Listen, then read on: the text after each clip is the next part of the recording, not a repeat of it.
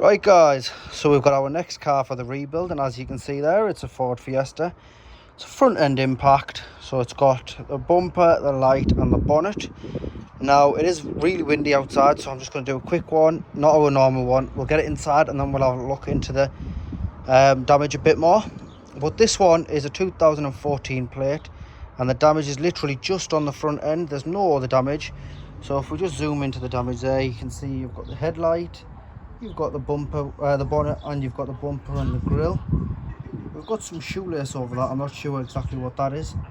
But if we go over to this side now, how do I zoom out? There we are. So if we just go to this side and we have a look at it from this angle, let's see if we can see there's no damage to this side. It is a really good car in that sense.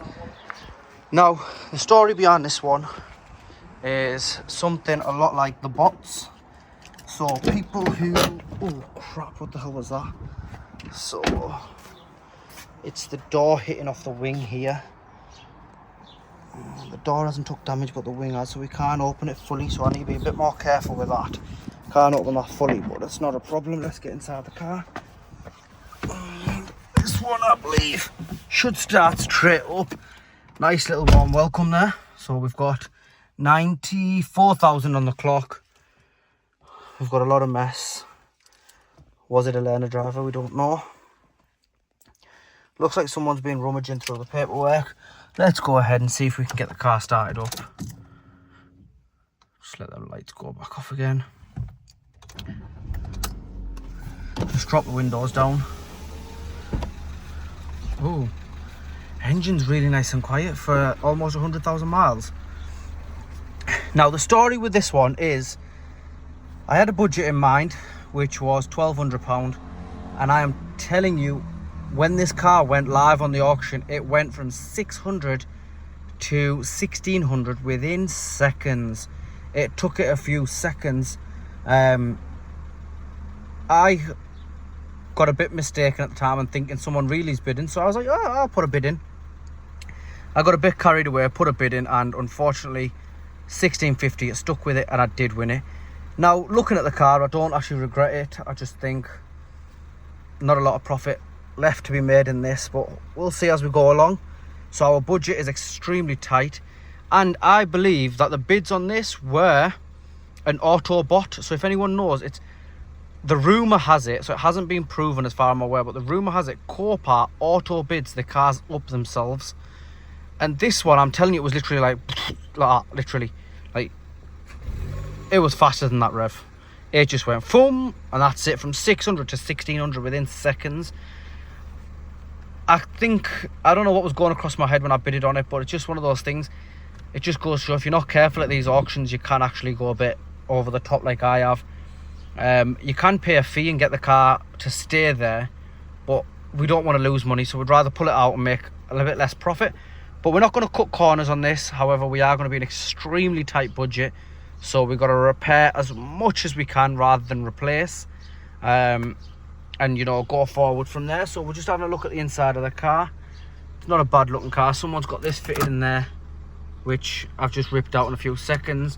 They've had that fitted and it has ruined that inside there, but this is a CD player, so let's see if it's got any CDs in there.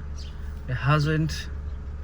It says a Ford audio. Does it work? Connecting to iPhone. I'm not sure whose iPhone's connecting to, but it's going to connect to someone. Let's go radio.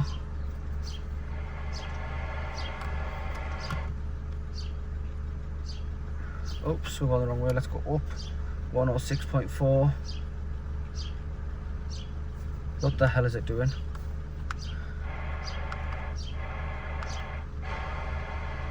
Preset. Why is it not going to FM? Right, anyway, let's just turn this crap off. So we've got this there. Let's have a look in the glove box. Rubbish by the looks of it. Down here we've got an L plate, which is just this here, a P plate, we've got an envelope, doesn't have anyone's name on it, it just says car insurance, Fiesta car insurance, keep in car. We've got an insurance certificate here, just going to have a look at it. It's got no one's personal name or details on before I show you it, so it has just we've got the person's details on, the person's name, which is just there, and then we've got their insurance certificate. I'm not sure if this can do any damage, but the name of the person was Giles. That's all I'm going to tell you. I'm not going to tell you the rest. Okay, so actually the name of the person or people that were allowed to drive this car is quite a lot. I think I can show you the name. It's their old car. I can't see anything wrong with that. I think I'm not going to show you like the policy number or anything, so I think we should be all right. So the people that were permitted to drive it was a Mr. Giles Hansen, a Mrs. Dion Hansen, a Miss Victoria Hansen, Mr. Max Hansen, and Miss Mia Hansen. So I think it was everyone in the family who was actually allowed to drive this. It's with an insurance company. I don't think I should mention its name just in case. So we can just get rid of that. This is an a lightning charger for an iPhone. We've got the lock and wheel nut, which is a massive lifesaver. We've got service books, owner's manual. What's this one? Service portfolio. So we've got quite a bit of we've got someone's theory driving pass certificate. That might tell us who out of the Hansen family was driving this car, and this one was Victoria. So she was a miss, if I'm not wrong. Let's just quickly pull that over. If I cover that up there, it was Victoria, which there she is a miss. So I'm assuming it was a young driver, and you know, she hasn't put on the brakes at times, something like that. Fortunately, we don't know a lot. What we do know is where the cars come from or where this was passed. So Victoria passed her driving at Wakefield. I'm going to keep this aside. If anyone does reach out through the YouTube videos, we will return this back to her. If not, unfortunately, I don't really know how I'll get in contact with someone, so we may have to get rid of it. Just put that on top of the dashboard for now. What else have we got here? We've got the other manuals. Literally just all the Ford paperwork. There's nothing else. We've got this. What is this? God knows. And then we've got a wireless phone holder. Bloody hell. That's got a massive burnt out hole in it, so that'll be going straight in the bin. I wasn't really keeping it anyway, but you never know. Looking into the back of the car, not a bad car actually. It's not clean, but it's also not dirty. We've had a lot more dirtier cars from auction. This one's not in too much of a bad condition, I think. Let's have a look if we've got anything in the boot. But inside, it doesn't look too bad. The engine's been running for a long time now, and we've got how many warning lights? We have, what the hell's the camera looking at? Oh, my finger's over the camera lens, sorry. It is looking at no warning lights. It came with 1.5 bars of petrol. This is a 1.4. Temperature's up nicely, so doesn't look like it's took any radiator damage. If we just open this door, I'll show you the back part. Just looking here, this seat has been up for some reason. We need to get that put back down. The carpet's peeling away there. We need to fix that. I'm not sure why someone would do that. It's got some nice mats in the back. Let's go over to the boot, which is just there. And in the boot we've got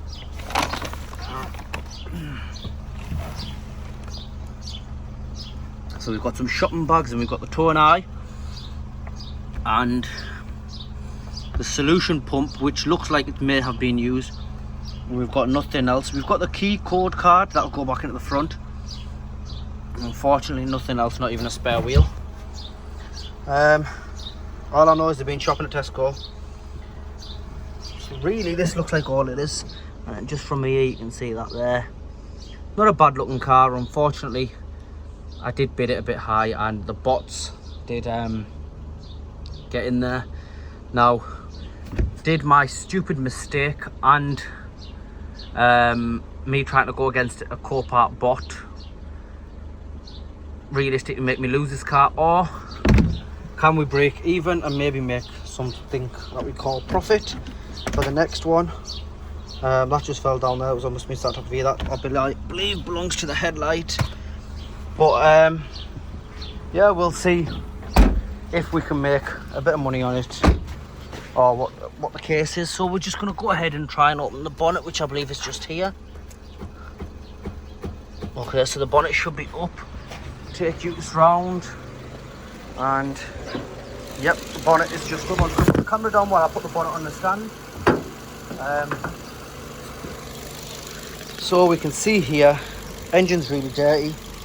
This seems to have moved back, but it looks like not massively back. I think this might need to be replaced. The slam panel might need to be replaced. Bumper is damaged here.